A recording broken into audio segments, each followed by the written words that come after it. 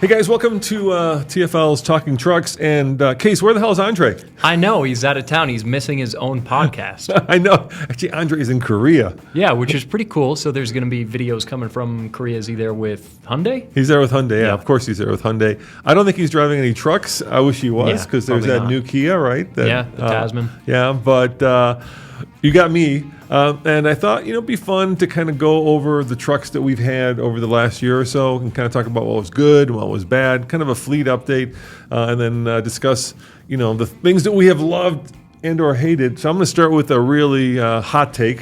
Oh, yeah? I am, yeah. I actually like the Cybertruck. What a way to start off a truck podcast. I know, just get it right into it. Kick things off by upsetting everyone. I'm going to take Disagree? the other side of it. So explain, what was it that you loved so much about the Cybertruck? So, yeah, let me take a step back. So we bought the Cybertruck, and obviously, there's this saying, right? Under promise and overperform. And I think what Tesla did was the exact opposite. Yeah. They overpromised and underperformed. So Mr. Musk said that it would sell more than the F-150. Yeah, didn't quite by a huge margin. And then, he said that it would cost $39,000. Didn't cost $39,000 at all. Maybe double. Yeah, or triple if you got the Foundation Series tri-motor, right? That was $120,000. Yeah. So ours was $100,000. It was a dual motor, the first thing I liked about it, which I thought is really cool, and now obviously I have the equipment but not the truck, but you can use it for a vehicle to load. So it's the cheapest Tesla battery system you could buy for your house, because a Tesla, which is more of a statement about the cost of Tesla batteries than the affordability of the truck. A Tesla Powerwall is like 13 kilowatt hours. Yeah, and it costs $10,000. Yeah, which is. That's not a lot of power for the money. So you can get a 100 kilowatt hour battery in a Cybertruck now for like $80,000. So if you're looking at it just as a Powerwall. So it's a discounted Powerwall, basically. Exactly. Yeah. But it is cool to have this ability to actually plug your vehicle into your house, and then if the power goes out, you could power your house with it. And that's a lot. 100 kilowatt hours is, just to put it in perspective, you could probably power your house easily for a week if the truck were completely charged up. It is. But I've got to imagine it must be more affordable than that to get a generator system at your house. I haven't looked into that for my own home, so I don't actually know the cost breakdown of getting a generator to power some of the essentials in your house. It has to be less than a Cybertruck. Yeah, I'm sure it's less than a Cybertruck, but you can't drive it around. Yeah, that's true. So let's start with that. I'm not sure I want to drive the Cybertruck around now. So I love the fact that it had this secondary purpose beyond what most vehicles have, right? And the purpose was actually pretty useful. And I remember, back in the day when the Leaf first came out, that had a system called CHAdeMO, right? Yep. So we use NACS, which is a North American Charging Standard. We use CCS, and the Japanese use CHAdeMO. And one of the reasons the Japanese use CHAdeMO, it was that it was bidirectional. Yeah. So the idea was that you could potentially use Leafs in Japan to store energy. So, for instance, when the energy usage is high, right, then usually the grid is this kind of living thing. Power gets sucked out during the day when a lot of people are at work and a lot of people are using air conditioning, yada, yada, yada, right, computers, and then at night it kind of goes quiet. But it would be great if you could save that power for when you need it so you don't have to generate it on the spot. And that was the idea in Japan, that you could actually store energy in these people's homes in their Leafs, and then when they needed it at night, you could either suck it out or put it in, or vice versa.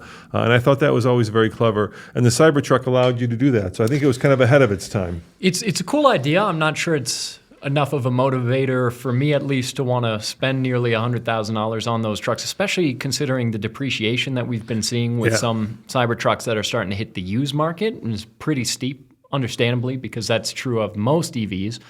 The other things with the Cybertruck, and we'll talk about some pros and cons. One thing that I will grant you is, of all the EVs that we've tested off-road, the Cybertruck is up there with the best of them, and I still don't think they quite compete with, obviously, Raptors or anything with front and rear lockers like a ZR2 on the GM side of things, whether it's a midsize or a full size. There's a lot of really good off-road trucks out there, but the Cybertruck, as far as electric ones go, pretty decent. I'll grant it that. But there are things like the build quality on the truck, especially fit and finish. Horrendous. How many people here at the office were scarred? Nathan by it. And Zach? Nathan tore a pretty good sized hole in his arm. I know. Zach had a mark on him from the truck.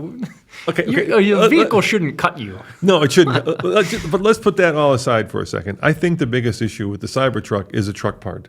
I remember watching the Jason Knisma video when it first came out because they gave him access to it. Yeah. And I thought to myself, this guy knows cars, and he likes the Cybertruck because he is judging it like a car. So if they had called it the Cybercar, right, the biggest, baddest Tesla you could buy, I would be all over it. Or the Cyber Camino, a car with a bed. Yeah. So if you look at it that way, which it kind of does have a giant bed with a giant trunk, then it really is a really useful tool. But the problem is once you call it a truck, then you get into things that trucks do, like towing and like hauling. And when you're doing all that, the Cybertruck kind of falls short. Yeah, the bed had limited utility. It went inside. It was not square. Yeah, right. It's kind of an awkward shape. Yeah, so the walls kind of go in other words, become narrower as you get deeper. And I found that out when we were moving stuff to our bureau in Moab, and I had these square boxes, and all of a sudden I couldn't fit the second box in there. And I'm like, why isn't this fitting? And then I realized that it was because the kind of the bed got narrower as you got closer to the cab. It's also crazy to me that they didn't put a digital rear view mirror on that truck because it's such a tech-centric vehicle. And the rear window is completely useless. If you have the tonneau cover, it had a camera mirror on it. It had it in the screen, right? But not up here. You're exactly right. Your actual rear view mirror was just a standard mirror. What do you expect for $120,000? Come on, Case. Well, God forbid they put a screen in the mirror, right? Because there's screens everywhere else. Yeah. I agree. So visibility out the back was really bad. Yeah. So the mirrors weren't very good for towing either. So visibility. No, it wasn't. As a truck, it wasn't great. Finally, when they enabled the lockers, Cole and I took it up Mosquito.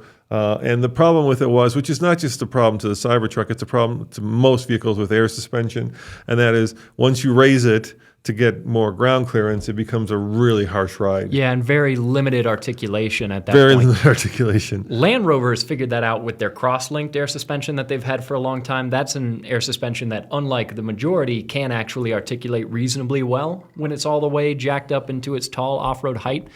But yeah, there were limitations to the Cybertruck off-road. I still maintain that for an EV off-roader compared to something like a lot of the Hummer EVs or the Rivians, Cybertruck is good, maybe better than... Yeah, because it had dual rear lockers. Real, not rear. Real lockers. Mechanical. Because the E-lockers just don't work. No, E-lockers, and sorry... They just don't. Sorry, Rivian, and sorry, Hummer. I mean, they're like... When they first came out, they were like 50% of the way to a rear locker. Yeah. And now they're maybe like 70% of the way. So they were. But it's just not the same. Look, the real problem with the Cybertruck wasn't necessarily a mechanical one or, its capabilities. I mean, all that stuff was actually pretty good and in line with most electric vehicles. It wasn't bad at everything. Yeah, at most. But it's not any worse or better than a Lightning or an EV Silverado. Okay, it's worse than EV Silverado in terms of range, but for the most part, it kind of fell. Sure. And then it did have, like I said, this innovative technology. Rear wheel steering was really cool. So steer by wire, which is a little strange to get used to. So it's not maybe necessarily my favorite thing, but to your point, it is objectively innovative. Yeah, they threw kind of everything at it. Yeah. The problem was that it became a political hot potato, right? It went from being, look, trucks are tools, as Ram likes to say, the biggest tool in your toolbox, and this became the biggest political statement. When it was weird at times how strong of reactions people had to a thing that's ultimately an appliance. Could you imagine if you had a refrigerator in your home that people would flip you off for having? No, I know. At times kind of how it felt? A Maytag, you mother! Yeah, but at the same time, it did make the Cybertruck not that fun to be seen in and to drive around in. It just became political in the worst. And it is ugly. In the worst of possible ways. Yeah, so... That was a bit of the experience with the Cybertruck. Should we move on to a truck that's actually good? Yeah. So, the Ranger Raptor, just recently sold, and it was hard to let go of that truck because it was such a good machine, especially for the money. And people might argue with this a little bit because the starting price on the Raptor is around $55,000. Ours with 57. 1 or 2 options was $57 because we got the graphics on the side. Yeah, there are many options like stickers. It's like that, and I think you can Wheels. option a different wheel. Yeah. But for $55,000, I know that's a lot of money for a midsize truck, but in this day and age, and compared to the vehicles that it competes against, what the Raptor gets you, good deal, because a Tacoma TRD Pro or Trail Hunter is $8,000 more expensive. 65? Yeah. They're like 63, 64,000 versus 55, so almost $10,000 more. And we had that AT4X GMC. The AEV edition that was with all the 72. goodies. Yeah, super expensive. Yeah. And the Ranger Raptor's got front and rear locker. It's got a twin-turbo V6, not a four-cylinder, which is becoming pretty uncommon, a 10-speed instead of an 8-speed like a lot of its competitors. You can tune it. We had Ford tune it for us, or the dealership. Ours went from 405 horsepower stock, which is great in a midsize truck, already up there of anything that you can buy. We tuned it for less than $1,000 and got 455 horsepower, 536 pound-feet of torque, which in a midsize truck makes it a bullet. Yeah, I mean, it was fast. We drag raced it, and we proved just how quick it was. In fact, we drag raced it against the RHO. Remember? I mean, we did it against full size trucks because it was so quick, and it wasn't until we got up to the performance trucks in the full size category that it actually started losing in the drag race. The Ranger Raptor tuned at 455 horsepower is 5 more horsepower than an F-150 Raptor with the standard EcoBoost. So that's a lot of power in a midsize truck. Made it a ton of fun to drive. The suspension on it, Fox live valve, it was really good suspension kit. A good handling truck if you care about that. You could rally it around in the dirt like a rally car, and with the front and rear lockers, you could rock crawl pretty well. Yeah, KO3s, great tires. From the factory. So that was an awesome truck. And a decent interior, too. I don't think the best in the world, but it felt special. Yeah, it was. Look, the two things I loved about ours. First, I love the fact that it was this chili red, which was the first it was a good color. It was a really good color. And I love the fact that it was kind of stealthy. You know, it doesn't. For sure. That truck, unlike some of the other Raptors, I'm talking to you, Bronco Raptor. With those giant, huge hips. Yeah, fender flares. It doesn't like scream performance truck. Yeah, and yet it was. I mean, you could change the suspension to make it more Baja-y. You could change the exhaust to make it more off-roady or louder. But it doesn't scream like, hey, I'm a bro who never goes off-road, so I'm using this to flex. And I like that about that. Maybe that holds it back in some ways, but to me, kind of being quietly confident is much more interesting and I think much more real than like screaming to the world, look at me, I've got the TRX with the dinosaur sticker on it. It wasn't so subtle that you didn't notice it, because ours had the graphic on the side. You can tell it's wider than a standard Ranger. There were a couple limitations to it. As a rock crawler, it wasn't the tallest. So we dragged that side step on. Yeah, I don't get that side step. It should have a rock rail. It's kind of a durable side step because it's made of decently thick metal, and we dragged it over rocks a lot. I mean, this is one of those things that is becoming an issue where manufacturers are torn between putting side steps, which because you've got to lift a truck. But it wasn't even that tall. It wasn't that tall, but because like the Canyon. But we're tall. Imagine if let's say you're. Well, you are. You're tall too. Height. But let's say you're Mary, right? Yeah. So you need the step. Sure. So there's this now conflict between off-roaders actually having rock rails, which provide no step, right? In fact, they do the exact opposite. Yeah. They kind of hide and tuck underneath the side of the truck versus steps. And a lot of the manufacturers are going with steps, except the second you have steps, like we had in the 4Runner TRD Pro, which also has a step. Kind of ruins your off-road. Yeah. I mean, it doesn't ruin it. You'll just tear the steps off. Or bend them. We tore up those steps a lot. But compared to the Canyon AT4X AEV edition that we had, that was a significantly taller truck than the Ranger Raptor, and that one had no side step. It was a bit of a jump up into that truck, but I don't think the Ranger Raptor is so tall that it needs a step. Well, one of the solutions is those retractable side steps, which kind of serve but then if you damage those, that's...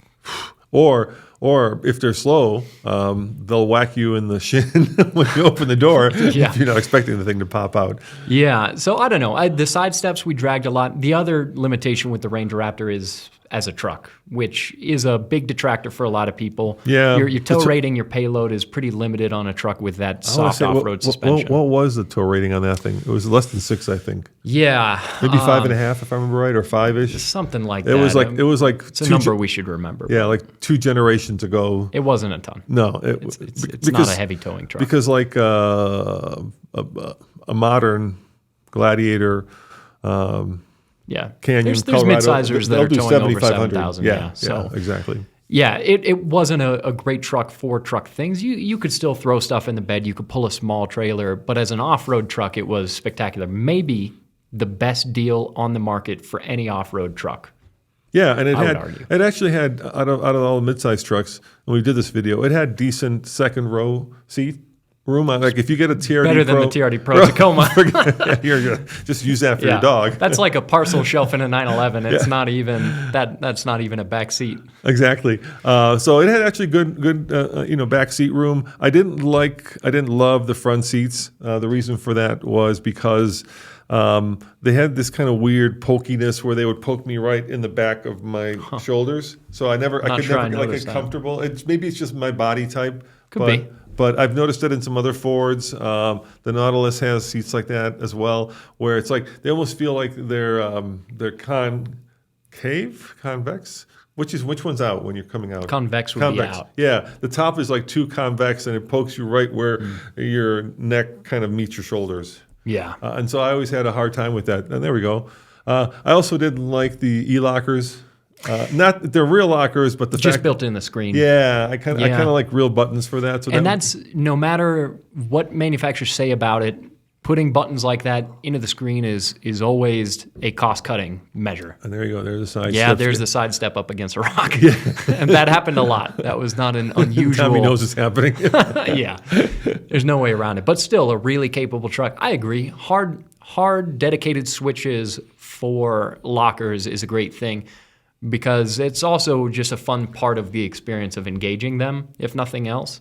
Makes it feel like an occasion, like special. You think of a G-Wagon, those 3 switches on the dash, that's an essential part. In the middle, right there. Front and center. Front and center, yeah, I love that. The other thing that is kind of unusual about all the Rangers is, especially the Raptor, this truck came out of Europe and Australia. Yeah. So it was not originally built for America. Yeah. And so it's more kind of toned down. That's why I'm saying I liked it, because it's kind of more toned down. It's not quite as shouty. And I think that's because I think it first came, in its first alliteration, it was a diesel in Australia.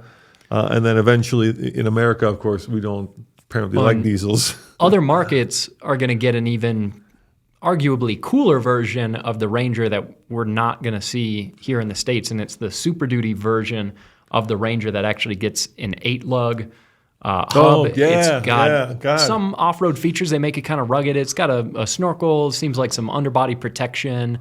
It's got a higher tow rating. That is cool. How badly do you want that here in the States? Because I would want that pretty bad. Yeah. You can't tell. That might be cooler than the Ranger Raptor. Bring it, Ford. Yeah. Yeah. I mean, an HD Ranger. What a cool idea. I think. Look, the problem. The Ford, there you go, with the chassis cab, with the built-in bed. Yeah, that's so cool. The problem that we have is that for a long time, Ford did away with the Ranger because they felt that it was cannibalizing F-150 sales. So now you're going to build a truck that is an HD mid-size truck. Yeah, doesn't that feel like it's going to cannibalize F-150? That one actually And that's might. Maybe part of the reason that they won't bring it here. But it is such a cool truck. It's one that we lust after. You would be the person to talk to about this. We might have to make a trip to Australia or somewhere just to do a video on one of these. Yeah, Ford, if you're listening, can you get us one? I'll raise my hand for that trip. We'll volunteer to fly down to Sydney and take it out back. That would probably be a pretty big video. So maybe we can work that out. That is the most forbidden of forbidden fruit.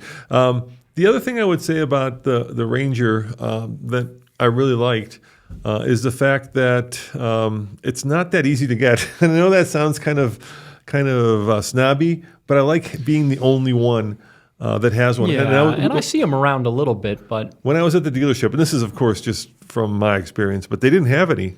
Yeah, at least locally here, to your point. Yeah. And I bet you if I were to look locally, you wouldn't see a lot. So Ford is, I think they're built on the same, and I could be wrong, and if I am, please correct me, but I think they're built on the same assembly line as the Bronco. Okay. Yeah. I would believe it. I think they share it, and Ford has certainly ramped up Bronco production, but they've kind of kept it kind of like the Raptor R, right? It's also not that easy to get. And one of the great things about that, which a guy who's running a business loves, is we bought it for $57 and we sold it for $53, I believe. So we only lost $4,000 after 10,000 miles and a year of ownership. Yeah. Yeah, so that was a really good ownership experience of that truck. But we've had a lot of other good trucks as well. What else do you want to talk get your take. So let's talk about heavy duty now. Let's jump there. So we had the Ram 2500 Cummins. Yep.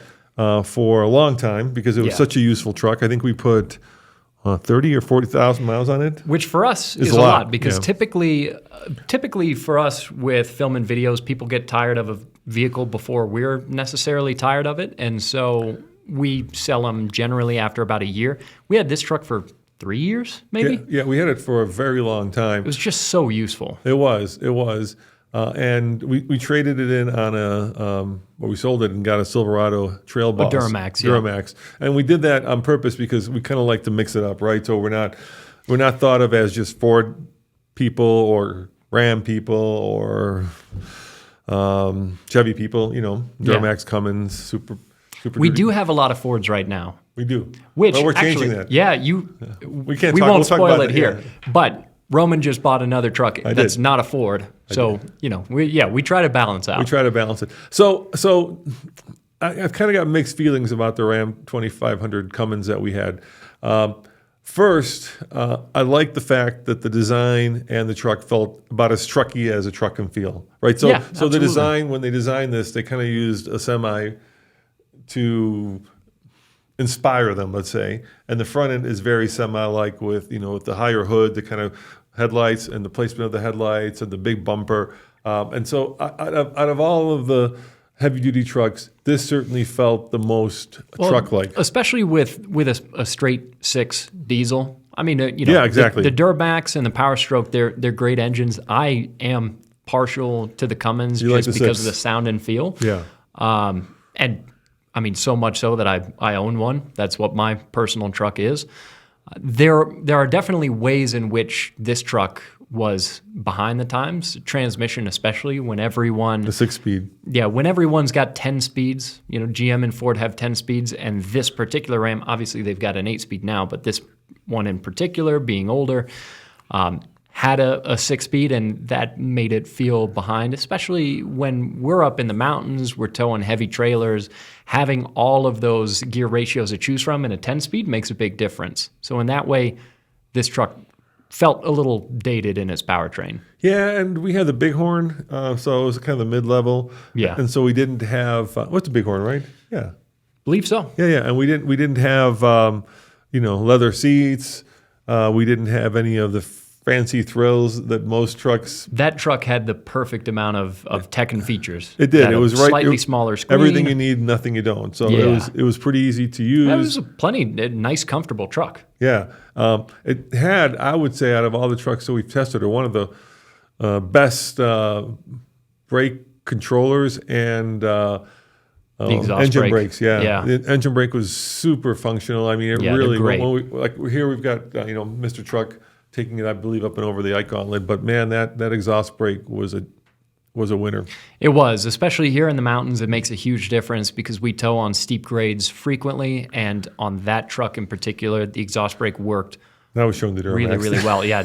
Now there's a Duramax pulled up, but we'll get back to it. He's showing little stuff to the Duramax, but there we go. But I love the sound that it made. It was about as close to a semi truck as you can get. When you activated that thing, you knew it was on, right? Yeah, it made a good noise. Unlike the Chevy, you don't even know it's on, but with this thing, it was like. No, it was sweet. And over time, we ended up modifying our Cummins so it was on 37s. It had a big AEV steel bumper with a 16,000-pound winch in it. I love that. We could use it to recover some very stuck vehicles, which was sweet because that thing was just a land anchor. And that made it a very versatile truck. Obviously, lifting a truck, making it heavier doesn't make it any better for towing, but this had so much capability with towing that for our use case, we didn't really limit what we could pull because we're usually just pulling a car hauler with one vehicle on it. So still well within what the truck could do, lifted on bigger tires. But then when we ended up in places like Moab, we could use this truck to run some trails. So it just made it a Swiss Army knife of a vehicle that we got a lot of use out of, and that's the reason that we held on to it for so long, because it just made sense to have around. Yeah, Cole, if you could find some of the newer videos of that truck, that AEV bumper, thank you, AEV. Yeah. Oh my God, that was just absolutely beautiful. So we did the front and the rear AEV bumper. Yeah. The sad part about that was those are expensive. They're about, because they're about but you get what you pay for. Yeah, nice. The AEV stuff is about as close to OEM as you're going to get. Yeah, because there's a lot of steel bumpers out there that look like they were made in someone's shed, and the AEV bumper was nicely formed and curved. There's a reason that a lot of OEMs work with AEV. They make good quality stuff. This is not news that I'm breaking. There it Most is, right there. know that. Look at that. Look at this. Well, no. That was when Andre called it the Trailhound. But anyway, we probably put like at least $10,000 worth of between the winch. Yeah, BDS suspension, KMC wheels, if I remember right. None of that back when we sold it. No, and that's how it goes modifying stuff. But we got a lot of use out of it because of the way that it was equipped. I will say this truck off-road, in low range, the throttle modulation was a little herky-jerky. It was kind of difficult to get it to crawl smooth. You got those AV lights on it. It's just a really good looking. I think it's a really good looking truck. It was. The new Cummins in low range are much smoother and drive a lot nicer than ours did. This one was just hard to drive. There smooth was in low one range. thing that we improved because. Oh, and you can see it in this picture. Look at those auxiliary lights. Yeah. And basically, you needed those because the headlights that came on it were like two candles. Really, which is not unusual in an HD truck. I know, but for God's sakes, come on, guys. You got this monster that's roaming the earth. And compared to my second gen, those headlights are incredible. And no one can see you coming, and you can't see anybody else coming. You got two candles. These are not LEDs. These are just standard. They're halogens. Yeah, exactly. And in the world of LEDs, they just were not good. When I was driving with Tommy cross country in that 1984 Civic, and Andy was behind us in that truck pulling a side-by-side on a trailer to get to California, sitting in the Civic with that behind me, the headlights looked pretty bright.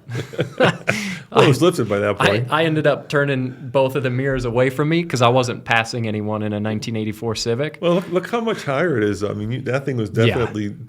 And that's another thing. Sure. Toyota, I have to applaud Toyota because Toyota is one of the only manufacturers that does this with their halogen lights where they give you a little switch. To adjust them up and down. So if you're towing and you're squatting a little bit, you can actually aim them down.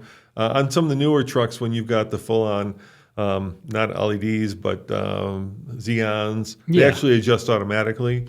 Which is cool, especially when you load up a truck with a heavy trailer or a lot in the bed and you end up leveling it out or even squatting it a little bit, then your headlights can be pointing pretty high. So it's definitely a nice feature. But overall, this was an awesome truck. We got so much use out of it. Loved it. Can't complain. It did drink DEF fluid a lot. Yeah, but a lot of DEF I don't think fluid. any more than usual. Yeah, I don't know. I mean, I've heard people say you're supposed to fill it up every 10,000 miles. My gut says that's 5,000 too many. That. Yeah. Especially if you're towing. Yeah, so, that was a good truck. All right, and then we replaced it with the truck that we have now, which is a Silverado 2500 Duramax Trail Boss. Yeah. So we kind of went from, obviously, a Cummins to a Duramax, from Ram to Chevy, and we did that on purpose because we wanted to, try something different. And so far, I'm very pleased with our Silverado heavy duty. Yeah, it is. It's a Trail Boss, and as far as being labeled as such, it's not necessarily very surprisingly, it's not the best off-road truck. Let's face it. Mostly because of its size. Most heavy-duty trucks are not great off-road. But one of the things that bugs me about this one in particular is the wheel design. Okay, what else do you like about the wheel design? The wheel design, the face of the wheel, if you look at it here, is very flush. And there's even center caps that for this video we pulled off that stick way further out. So you scratch it up. So on an already very wide truck, that wheel design with the spokes being very flush with the sidewall would be incredibly difficult to not rub on everything on the trail, which is part of the reason that we went to Ram Off-Road Park in Colorado Springs, because it's this wide open area where you're not really going to run into issues with width, but it's a massive truck, and always size and weight are going to be a detriment to any vehicle off-road. Let me ask you this. If you could have any truck to go exclusively off-roading, and I'm talking about not just like off-roading like this, but in the trees. If you could have a compact, mid-size, full-size, or HD, anyone. You don't have to name the truck. Yeah. What size would you take? It'd be a mid-size. It'd be a mid-size, exactly. Yeah. I'm there too, right? Especially because we live in Colorado where there's a lot of narrow trails. Yeah. I mean, the dirty secret to heavy-duty trucks is you can take a Tremor, or you can take, you could Raptorize a heavy-duty Super Duty, right? And it's still going to be pretty crap off-road just because of its sheer size. When your truck's over 8,000 pounds, you're really fighting the laws of physics to try and get these trucks over serious obstacles. And it's 100% possible. People do it. It's impressive to watch. It looks really cool. But the experience of doing it and being behind the wheel, trying to run a trail in an HD truck, first you can't see out of it. All you're seeing is hood and sky. So tall. Yeah. And look, I don't think this is breaking news to anybody because these HD trucks are designed to tow, but there are a lot of off-road packages on these vehicles, which is why we test them off-road. And yeah, you're fighting an uphill battle trying to do it. Yeah, it's like an elephant in a china shop. I mean, it's just it's not graceful. It's going to break things. Yeah. On the other hand, if you're using them to tow, there is no better vehicle in the world on the highway than a heavy-duty truck, especially a diesel pulling a load. It's just like peanut butter and jelly. The two go together. I drove this truck to California to pick up our 4Runner. I loved it. And what separated this, I think, from the Ram is that the interior is much more car-like. There's not a lot of truck left in the interior, at least. The seats, the bumper. Yeah, ouch, ouch. That's what we do. Yeah, but the experience of being in the new Silverado is so much more car-like than truck-like. And at the end of the day, I always thought of myself as a truck guy, but I like the comfort that the Silverado provides. I think it's a good interior, and it's not overly plush because that can get to be a little strange sometimes in a truck that's meant to do work, and you get in there and you're grimy and you're touching all these nice leathers and materials. Yeah, we didn't get this is not the Denali. Yeah.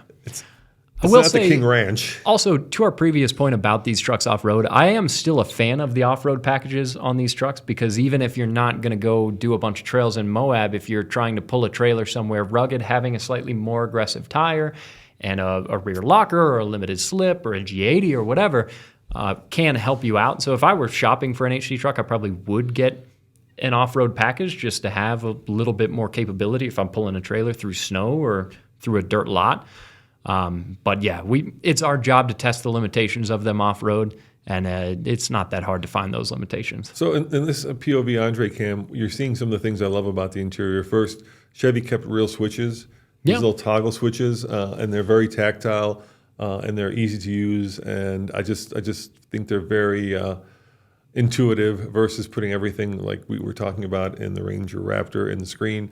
I also like the fact that they separated the HVAC from the toggle switches from the radio controls, and it's all in little separate like levels up in the truck. Really find it comfortable. My biggest issue with all GM trucks are the seats. I don't know. They just don't have enough thigh support. And you're not alone in that. Yeah, I don't know what it is. Yeah, so there's ways where the interior is pretty comfortable and nicely equipped. The seats is maybe one of the downsides, but in general, I agree. It's a good truck all around with a good interior, very useful.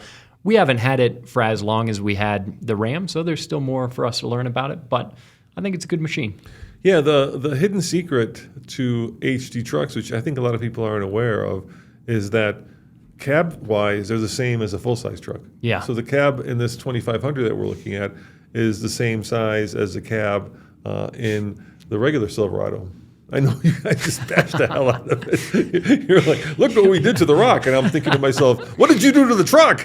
Yeah. Sometimes you almost feel more bad for the earth than the truck. The other thing that was kind of painful about the truck was I was backing it up into the garage here, and I kind of cracked the rearview mirror on the passenger rearview mirror, because it got kind of... it's a wide truck. Yeah, anyway, $1,000 to fix it. There's a lot in that rearview mirror. That's an expensive mirror. Yeah. Yeah, that's just another reason I like old trucks, but that's a different story for a different day. So there is a scratch. So if when we go to sell this thing, you guys are thinking about, is this a TFL truck, just look underneath it, and it's a little spit shine. It'll be fine. You'll figure it out pretty quickly. If you had to choose, I know you're kind of a Cummins guy because you got a Cummins. Which would you choose? Would you take the Ram or the Silverado? Yeah, it's a tough call because the powertrain on the Duramax, I think, is objectively better, even though I like the experience and the feel of the straight six. I think stock to stock, I would pick the Duramax, but the way that we equipped our Cummins with 37s and the AEV bumpers and the winch made it such a Swiss Army knife that I would pick the Cummins the way it was when we left it over the way our Duramax is now. Fair. So both of them bone stock, I'd pick the Duramax. All right, well, let's switch from the biggest truck that we've ever owned to the smallest one, which is the Ford Maverick that we bought last year and we've had now for 6 months. And I have to say, Case, our little Maverick, and the reason we bought the Maverick, it's been out a while, I'm sure you know, is because this is the first year where you can get it both hybrid and all-wheel drive. Which is a big deal. Which is a big deal, yeah, because we're getting like, mid-40s for an all-wheel drive truck, which is pretty damn good. And I have to say, Case, this has become quickly one of my favorite trucks we've ever owned. It's got. Well, I know you're. I know you're Cummins. I'm going to have to balance you out a little bit because we said a lot of good things about the Ranger Raptor. Yeah. And I genuinely, just because I like that truck a lot, you like that truck a lot. So I'm going to have to balance you out a little bit here with the Maverick. And I agree, it is a good truck. It's as much truck as most people objectively need. It gets great fuel economy. It's not an off-road truck at all. No. It did not do well on our slip test. The Tremor would do much better than this. But then you won't get the hybrid, right? This way you can have your cake and eat it too. But you're right. If you're thinking about this as an off-roader, so my initial thought was we would put the FX4 package on this, and you can't. Didn't you want us to take this to Moab? I did. Yeah, that would have been bad. I'm glad we didn't do that. Yeah, but so I get it. I think what the engineers were tasked with was creating a very fuel-efficient truck that also has all-wheel drive. Yeah. But I want it all, dude. I want it also be able to go off-road, and this thing does not want to go off-road. It's not. There's a model for that. It's the Tremor. That's not what we have. So, it's not a huge knock against this truck that it's not good off-road.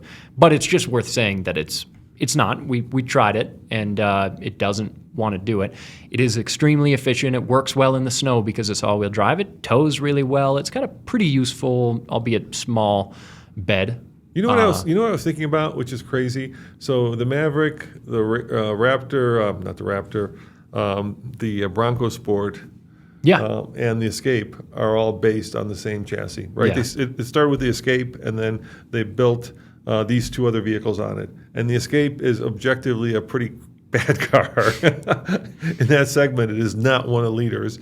Yeah. And yet, when you turn it into a truck and you turn it into an off-roader, somehow some magic happens and it becomes... They definitely get better. They get a lot better, yeah. And it's the same chassis, same powertrain. And here's a good example of why you don't want to take it off-road. Yeah, he's struggling a lot. But no, to your point, this truck is good at a lot of things. This has been pretty much your daily driver for the last 6 months. Yeah, I found about 6,000 miles on it. Yeah. Which is a lot for us because I'm also driving all kinds of other things. I'm traveling a lot. So that's about as many miles as I've ever put on something. And the reason is because I'll give you the reason why I like it so much. First and foremost, it's just easy to live with. Yeah. Right? It's easy to park. It's easy on the fuel budget. And it's useful. You can toss stuff in the bed. You can toss stuff. It's, my mom died, as you're aware, and I had to move out all of her stuff out of her apartment And this was a perfect little truck because the apartment parking space isn't huge. And so this just slotted right in. I was able to load up a lot of stuff, take it to the dump, go back and do it again. And like you said, I think you're right. It's pretty much the perfect truck for most people. But we don't buy trucks for what we use them for. We buy them for what we think we're going to use them for, mostly. Yeah. I do that at least. And this thing just served so well. It's also got everything you need, nothing you don't. So we were going to get the base model with the steel wheels, but we got the XLT because Tommy wanted to buy it eventually from the company. So he wanted the tech package, he wanted the heated seats, he wanted the heated steering wheels. So it ended up being $36,000, which is a lot. That's one knock against it because when the Maverick initially came out, the starting price was under $20,000. Now the starting price is around 26 or 27. 27, yeah. Something, and then it quickly got to 36. It's about 10 grand more expensive starting than it was when it first came out. So the truck is not nearly as affordable as it used to be, which is true of a lot of trucks. But there's that. The other thing I will say is the interior of this truck looks cool. I love the design. There's cool textures, colors. They did a good job with that. But the actual materials quality is, like with a lot of Fords, not spectacular. There's a lot of cheap plastics. Yeah, there is. There sure is. There's a lot of cheap plastics. But it looks cool. On the plus side, it's kind of a cheerful interior. That's another reason we upgraded to the XLT, right? The base one is just a sea of gray. This one, as you can tell, has a little bit of blue, has a little bit of like splashes. Some accents. Splashes of color. Textures. I love the little textures and things they put on the dash that make it look a little more interesting than just a fleet car spec interior. No piano black, which is wonderful. So piano black would look weird in that interior. It looks weird anywhere you put it. It collects every ounce of dust that is in the air. It's horrible. But there is no piano black, which is nice. And it actually, if I remember right, has a pretty incredible payload. It's got a payload of like 1,400 pounds. Yeah. Which is, for a little truck, it's awesome. Yeah. I love that in this Ike, Andre is wearing his cowboy hat to pull a K truck. Look, I was talking to Ford, and their belief, and I think they're not wrong about this, is that a lot of people buy Mavericks who would normally buy SUVs. These sure. are, this is what you're saying with the hat, right? These are not necessarily typical truck buyers.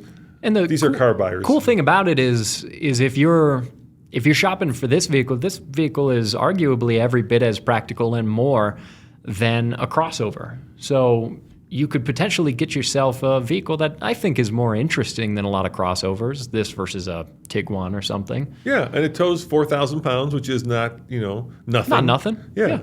I mean, it's not going to tow your big-ass boat, but it will tow a K-truck. Yeah, which is not so bad. And even at its max, even towing 4,000 pounds, it does it pretty competently. Going uphill on the Ike, it's definitely howling a little bit. It makes some noise. It's just that drone the whole time going uphill. Now you got to drive the Lobo, right? Yeah. So you went on the Lobo program. And Edmunds, good job, guys. They just did a video where they did a thorough test of the Lobo. We haven't had it at the office yet, so we will test it, but it's harder here in Colorado than it is in California. We don't have as much availability of press vehicles. Yep, and those guys are doing some great work, but what they figured out was that the Lobo Maverick is actually slower and stops longer than the other versions of it. Where they gave it better brakes, they gave it a better transmission apparently. But the one thing they didn't give the Lobo was more power, which is a head scratcher, right? I mean, it's got more power than our hybrid Maverick. But not more power than a regular. Yeah, or like the Tremor. Yeah, wouldn't you give it 50 more horsepower? Yeah. Right, if you're building a sport truck. It would be nice. So I drove the Maverick. It feels sporty. They put us on an autocross, and it was surprisingly fun for a little pickup truck on that autocross. So I enjoyed driving it. I wasn't driving it on the autocross back-to-back with other models. It was just there with other Lobos. That was specifically what we were there for. So it would be interesting to do some performance testing like what you're talking about. I have a hard time believing it's slower than our hybrid. Well, watch that Edmunds video. Maybe it wasn't the hybrid. Maybe it was the non-hybrid. I don't know, but it wasn't it wasn't the fastest Maverick, which it should be. I would wager that I'm sure we're going to get a Lobo at some point, and I hope then we still have our hybrid Maverick. I would still wager if we put this Lobo up against our hybrid Maverick in a quarter-mile drag race, this is going to win. Ford, it's got more horsepower. Ford, are you listening? Please lend us a Lobo, and we'll drag race the two. I think it's going to happen. Oh, look how cool I look in a helmet. Nobody looks good in that three-quarter helmet. Just look at a squirrel. Yeah, right? squishing my already big cheeks together. So that's great.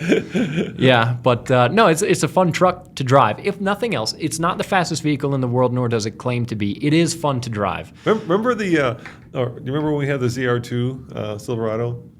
The hearing aid beige one? Yeah, that's it. Yeah, thank you for that, Tommy, because he came up with that. The issue with that was it was meant to be a Raptor competitor, and yet they didn't breathe any more power into the powertrain. And so it had all of the stuff like, suspension, the look, right, the bumpers, but it didn't have the one thing that made the Raptor unique, which was more power. And I kind of feel like Ford has gone down that road with the Lobo, where they forgot the most important part, which is slap a bigger turbo on it, or slap can you slap a supercharger on a 4-cylinder? I'm sure you can. Do something to make it actually perform better, and then raise the horsepower, and then add the bits and pieces of suspension that you need to handle that power. There's a hearing aid beige ZR2. Yeah. When you look at it in that context, it's not an exciting looking color, huh? We kept that thing for like 2 months. Yeah. It says a lot about it.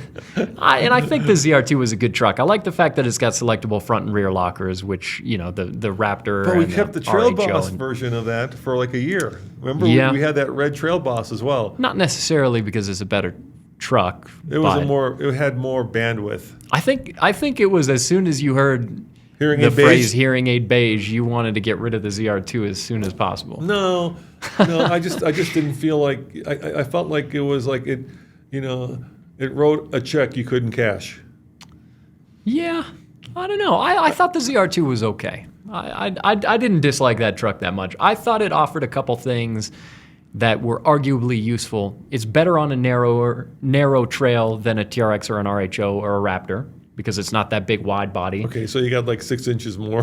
And selectable lockers, so I think in a way it can be a better crawler. Plus it's got a V8, which is over $100,000 to get in a Raptor. Yeah. So yeah, I think it had some things going for it. I like the ZR2, and it maybe, especially in a different color. I think it was a pretty decent looking truck. It needs like a wider body kit. It's not a poster truck. To your point, it's not the most exciting. I mean, for being the most off-road worthy, top of the line Chevy Silverado 1500, it just didn't bring it.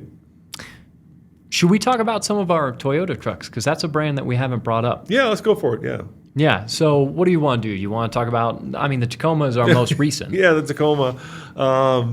So we obviously we broke our Tacoma. Yeah, we snapped a part that Toyota says was supposed to snap, which is one of the shafts. Yeah, and that was very early on.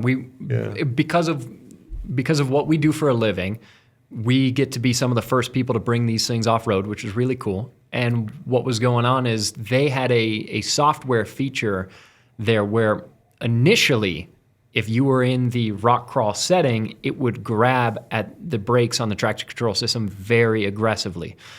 So what happened, according to Toyota, was we were going up the kind of toward the Razor Rocks, and it was snow on the ground, and so we were in the wrong mode given the situation, not for what we were doing, but for what the truck was trying to do. And so what would happen is first the rear wheels would start to spin, and it would grab the brakes and send all the torque to the front wheels.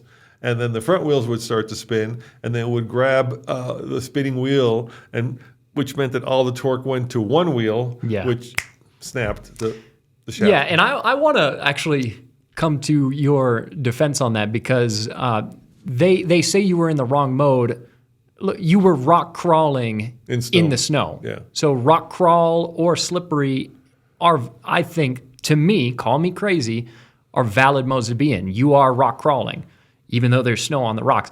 So there was another outlet that described what Toyota did to fix this problem as idiot-proofing it, basically indirectly saying that I was an idiot. Yeah, which I think is unfair because you were rock crawling it. But basically, they made the traction control programming less aggressive so that it wouldn't grab at the brake and snap that portion of the differential that is designed to be... Oh, there it goes. It just broke. You saw it. Yeah, it's that part of the differential is designed to be the weak point so that it doesn't, snap a drive shaft in half or something that's going to disable the vehicle. Here's the look on my face saying, oh shit, I got to call Toyota. Yeah. So, it wasn't ideal, but I don't think it was that unreasonable. Did you see Andre's truck made it up that? Yeah. Yeah, that was... With just a G80. Yeah, his old Colorado was up there, and I was struggling. And that could be due to tires, too, obviously, because those are the most important thing. Look, I really like Blueberry. That's what we called the Tacoma. Yeah, it was a good truck, useful one. I really liked it. I did have a small few issues with it. And keep in mind, guys, we're not like most car and truck buyers in that for us, these are business tools. Yeah, and so a lot of people are like, well, you need to do a long-term review, which is, wait, you've had it for 10 years or... And 150,000 miles. Yeah, but there's a lot of money wrapped up in these vehicles, and if they're not earning their keep, in other words, if you guys aren't watching videos, then we have to move them on. Most people don't want to see 10 years worth of videos on the same vehicle. No. A lot of people get tired after 3 videos, so we have to get real creative. Exactly. To make the most. So keep that in mind. And we're not looking at these vehicles as your typical, even though we try to be your typical truck owner, we're looking at them in terms of professional testing, in terms of how they do compared to their competitors. That is really kind of the editorial bent. And I like this truck a lot, and I was very sad to let it go. There were a couple things that I didn't like about it. First, I felt like, and this is a lot of the Toyota products now, you're paying a lot, but you're not getting a lot in terms of interior. A lot of hard plastics, like our current 4Runner, we paid $57,000 for, and it's got single zone climate, which seems absurd. You could go get Palisade, for instance, that would be swathed in leather. It would have like 15 zone.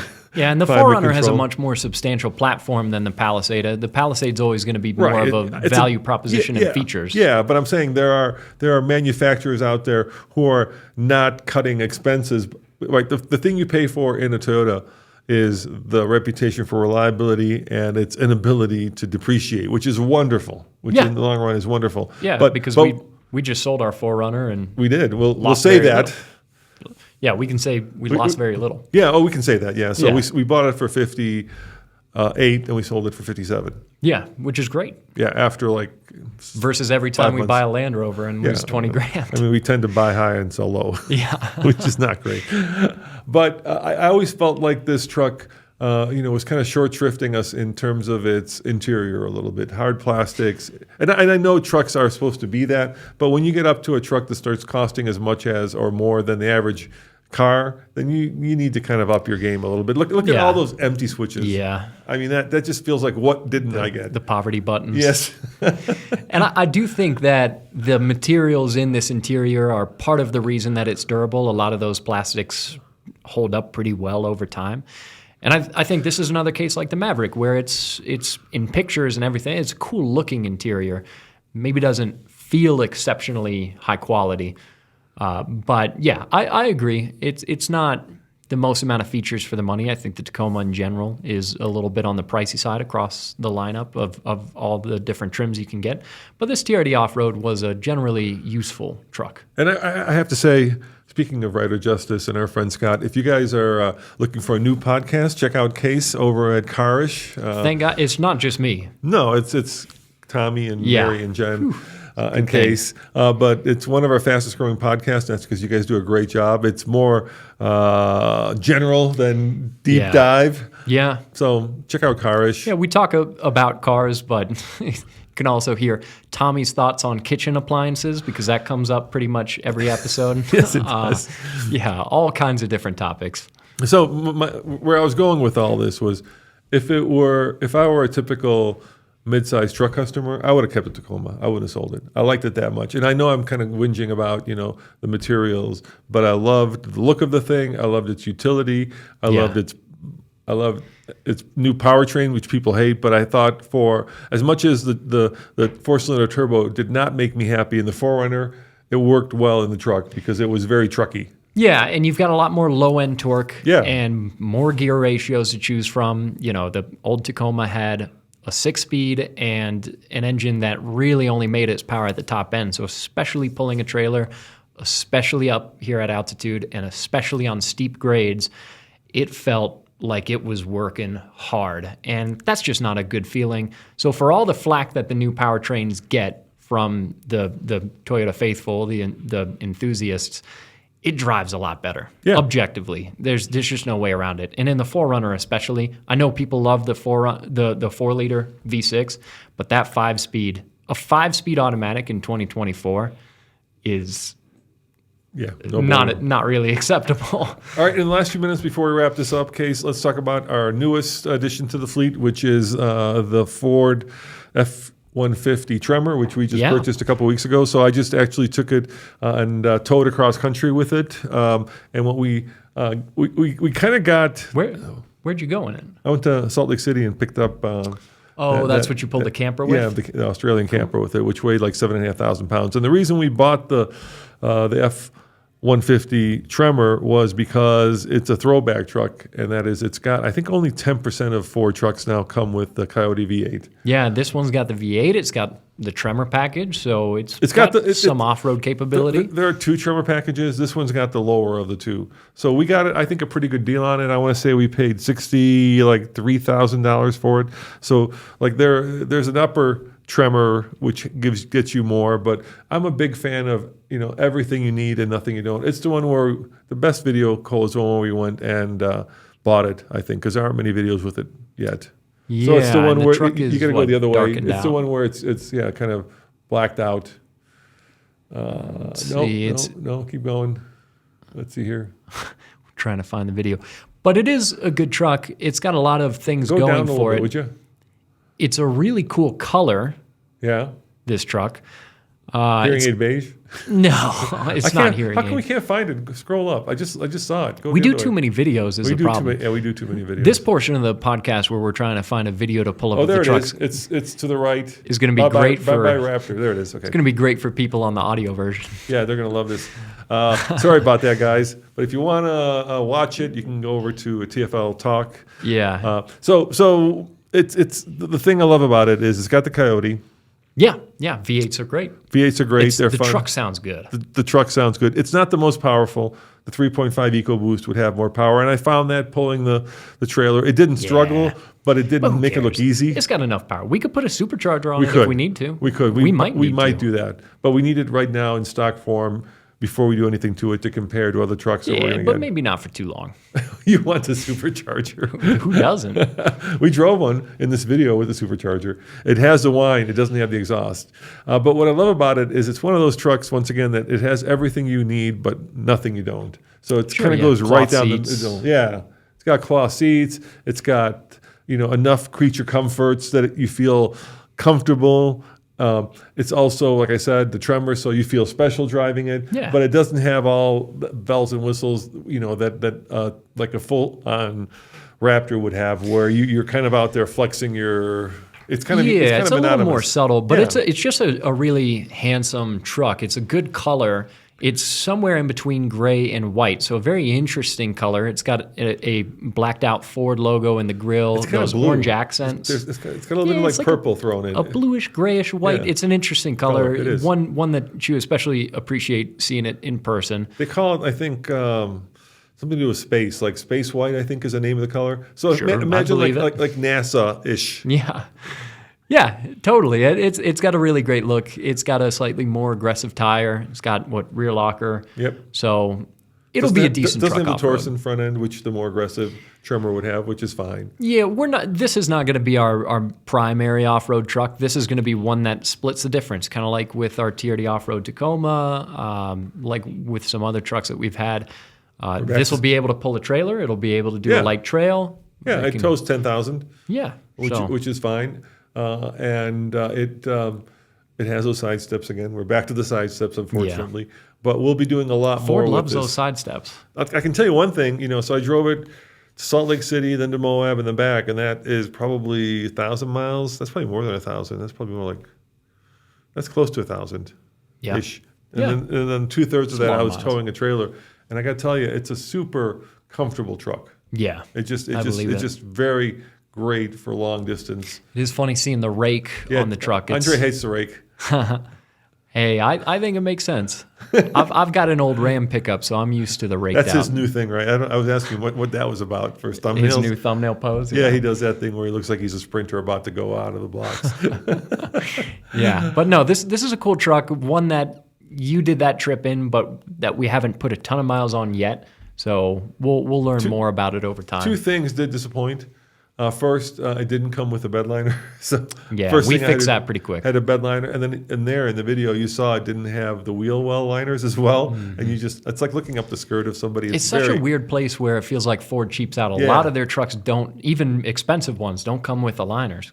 Come on. I mean, they're not expensive. Yeah, right? So I had to put those in as well. How much is a little piece of plastic? I know. And plus, if you're off-roading it or if you're mudding or something, all that just flinging stuff all over the place. Yeah, it seems like a no-brainer. It just seems like that's the kind of thing where you feel like those empty slots in the Tacoma, right? Where what didn't I pay for? And why not? Where you feel like no longer a valued customer, but as the British would say, a punter. Yeah, it's just when it's that apparent cost cutting, it feels a little weird. Makes you feel stupid, right? How much was this truck? 62. It was like 68, and then because of Ford pricing. By the way, guys. Yeah. I thought Ford pricing was a gimmick. It's not. It's actually really good. So thank you to the tariffs, at least now. And I was talking to Josh, the manager over at Brighton Ford, and he said that most people who kind of figured out what Ford pricing was have already bought trucks. Yeah. But if you haven't, it actually is a significant discount. I want to say it was 68. We got it for 62. Yeah, there's still some decent deals out there off sticker, which is nice because there's a lot of sticker shock going on with trucks. No way around it. Yeah. They're pricey. I mean, everything feels $10K too much. Yeah. Pretty much. Yeah, 10 to 20 maybe. Yeah, now we're getting toward 15. All right. Well, let's wrap this up, Case. Guys, head on over to Carish if you want to have Case and the gang entertain you with, what was the last one you did? You were trying to figure out what cars celebrities drove? Yeah, that was interesting. Tommy's knowledge of celebrities is not very strange. No, his pop culture knowledge has never been his strong suit. And of course, head on over to alltfl.com. And next week we'll return to regular scheduled programming with Andre. Yeah, he'll be back. And I'm gonna surprise him with something. I can't say what, and I hate that. I hate doing these. Like, this is a podcaster thing where they're like, "Well, we can't talk about it." I really can't talk about this, not because the manufacturer, but because it would wreck the video. Andre will hear it. Yeah, Andre will hear it. So don't listen to this, Andre. We've got a surprise for you on Monday. It's got a bed, so he'll like it. He'll like it. All right. We'll see you guys next time. Ciao.